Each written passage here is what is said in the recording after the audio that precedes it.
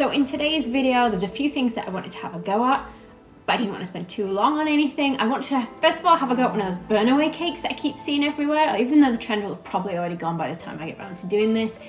Second, I wanted to have a go at something for the Chinese New Year. And thirdly, I wanted to try and make something where I didn't have any fondant. So I don't know if that's possible for me or not. Let's give it a go and see what happens. So I actually draw out my cakes sometimes to give me a rough idea of what I plan on doing. So I thought you'd like a little look at it. Probably won't turn up anything like this. Also, it's very scruffy.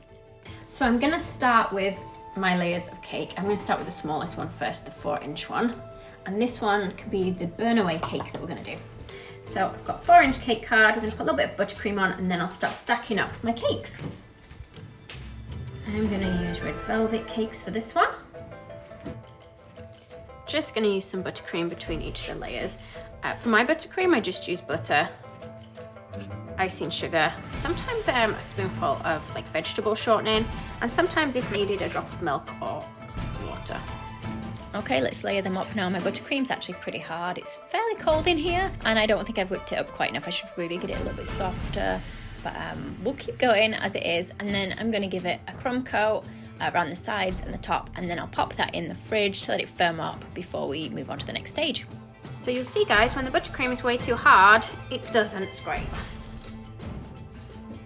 It just turns your cake around and leaves you making a bit of a mess. Okay, so now we'll do the same with our other layers of cake. Okay, so I've made some white chocolate ganache. It's got a few lumps in. I had to reheat it, and I don't think I've reheated it enough to get rid of all those lumps. We'll give those a bit of a mix. And I want to turn it red, so I'm just going to use some food colour. This one is an oil-based one, so it's ideal for colouring our chocolate and buttercreams and anything that's sort of oily, oil-based. Next, let's ganache it. I'm going to re-stick it to another board so that hopefully it doesn't slide about. I'm going to use ganache this time. Hopefully it'll stick. It's chilled, so it should cause that to set, and I'm going to cover it in a layer of that ganache. So I'm smoothing it on the top and the sides. I usually start with the top first.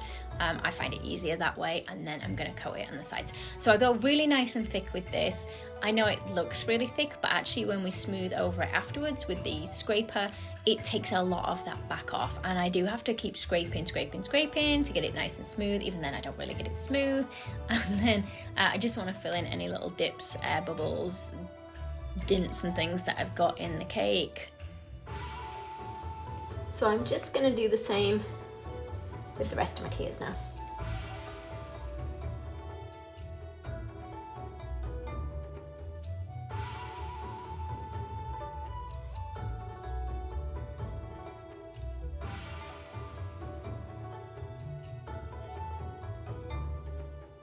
So guys, if you're building a cake that you want to look a bit bigger, but you don't actually need a huge amount of cakes, you can use dummy tiers or dummy cakes. So sometimes if I want it to look like a real cake, I'll stick in a polystyrene tier and I'll just cover it the same way as I would another cake. And then you're not getting as many portions, so it's slightly less food waste. Obviously, whatever you put on the dummy is kind of wasted a little bit. And you don't want the polystyrene to come into direct contact with the cake itself. So you put something between the polystyrene and your tier of cake. So that's just if you don't need loads of tiers, but you want it to still look big. Okay, so I think we can maybe turn some Oreos into some gold coins for this cake. Let's see if we can just dust them. Yeah, the edible gold dust goes on quite nicely, just dry. I'm gonna do one of the other chocolate coins or Oreos in antique gold. Which one do you prefer, the yellowy gold or the antique gold? I can't decide, let me know in the comments. Next, I'm gonna melt some white chocolate chips. I'm gonna use the Caliber white chocolate for this one. I'm gonna mix it with some red food color as well, just because it's in keeping with the theme, and let's get that poured into a chocolate mold. Oh, now it's started seizing up. I don't know if I've just let it get a bit too cold before I've poured this. Disaster, let's try again.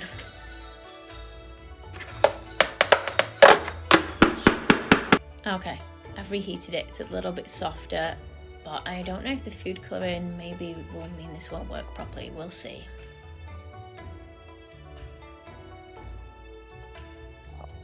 Okay, I'm not convinced those are going to turn out, so instead I'm going to try... Ooh, steamed up the camera. Instead I'm going to try the cocoas. These are cocoa butter paints, so I'll try using those instead. Okay, so let's flick the gold one into the mould with a paintbrush. I've made a huge amount of mess, but it looks nice from the other side. I've got more on my kitchen countertops than I have in the mould. Then I'm going to paint the red cocoa or cocoa butter over the top of the gold, so it looks like that. Then I'll fill it with chocolate afterwards.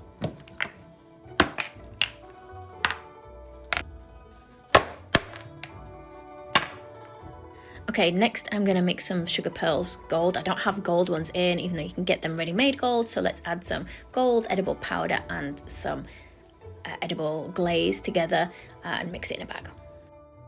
So I am wanting to make some wafer paper fans. So I've got some wafer paper. I have printed mine with an edible printer. However, my printer seems to be putting horrible black marks on. So I think what we're going to have to do is just paint some food colour on.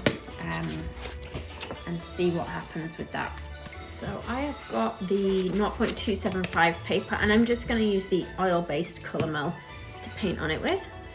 Like I say, the printer would have been better, but it started putting marks on. Now, I don't know a huge amount about wafer paper, guys, to tell you all the ins and outs. I did watch a few videos and I think the oil-based colours are okay to paint onto it. We'll know very soon. So wafer paper has a smooth side and a bumpy side. I think you can paint on either. I think it just depends which side you want to be on show, whether you want a more textured surface to be like at the front of what you're doing or if you prefer it to be at the back. Those of you that know a bit more about wafer paper than me, feel free to let me know in the comments below if there is a front and a back. I'm just using the Saracino paper for this one. Let's use the one that my printer messed up as our practice one. I'm going to paint some edible gold onto the edge of this, I think. I've just mixed the powder with some dipping solution. Guys, if you're going to print on the paper, just make sure it's an edible printer that you've got with edible inks in, not a standard one. Sometimes when you fold the paper, it can crack. It cracked on all my other ones that I've done. So let's try misting it, see if we can get it slightly damp but not too wet. Just folding it, kind of concertinaing it backwards and forwards till we have done the whole length.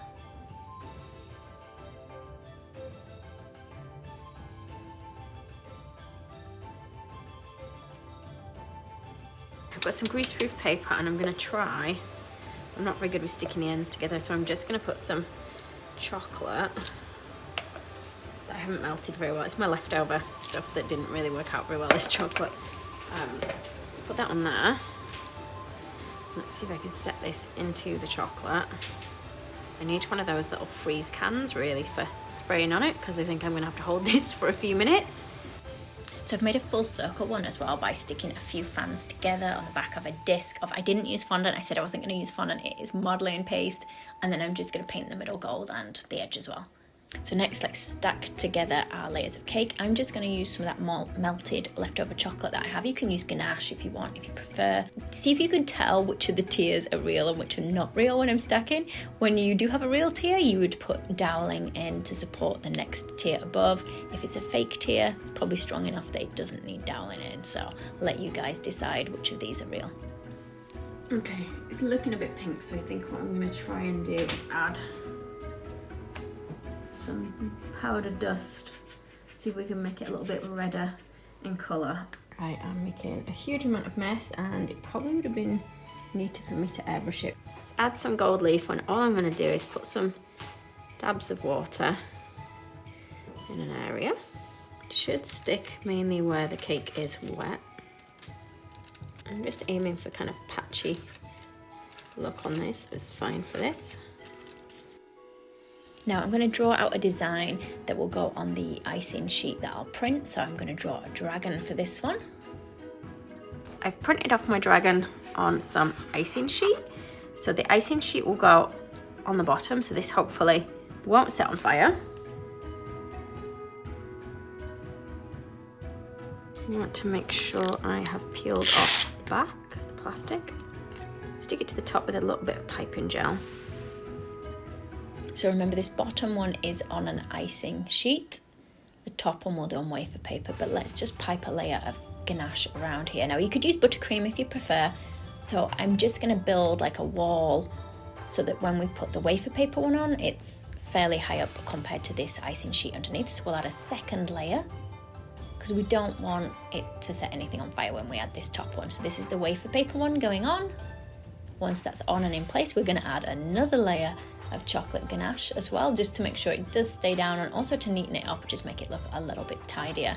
Once that's on, what I'm going to do is just add some decorations with some sugar pearls, some of those gold pearls that we dyed ourselves earlier, and even some of the big chocolate bits we made. Just keep going until you're happy that you've stuck enough stuff on it. I'm going to put a bit of ganache on there to hold the top tier. Probably going to wobble about a bit of this. Use chocolate or ganache, or buttercream if you want. Just be careful you're not holding the cakes for too long, in case you melt them. Okay, so let's pipe around here now. So once I've stuck the top tier on and piped around that, I'm then going to add all my decorations. I'm going to use a lot of that ganache to stick like the big fans in place. They're fairly lightweight, so they do stick fairly easily. I'm still going to hold them in place for a second or two. So it's just deciding whereabouts you want to place all these bits and pieces, really. Trying to hide any indentations or fingerprints that I've put in the cakes. Also add in the pearls. I've also got some more icing sheets that I printed on for the clouds, so I'll cut them out and I'll stick those on too. I can't decide if it was easier by not using fondant on this one or not. I presume the icing sheets don't class as me using fondant. Okay, I think I'm done, guys. It's not quite like my sketch or what I planned in my head, but I'm gonna leave it like this. So happy Chinese New Year to everybody that celebrates it. Oh, let's burn the cake on the top. I'm really pleased that this one did work out okay. It actually burned a little bit slower than I'm showing you now, but it was a trend that I really wanted to have a go at. I'm not sure how dangerous it is if you're giving them to somebody or not. I don't know, but it looks pretty cool. Okay, let's cut into it. Thanks for watching, guys. See you for the next one. Don't forget to click like and subscribe.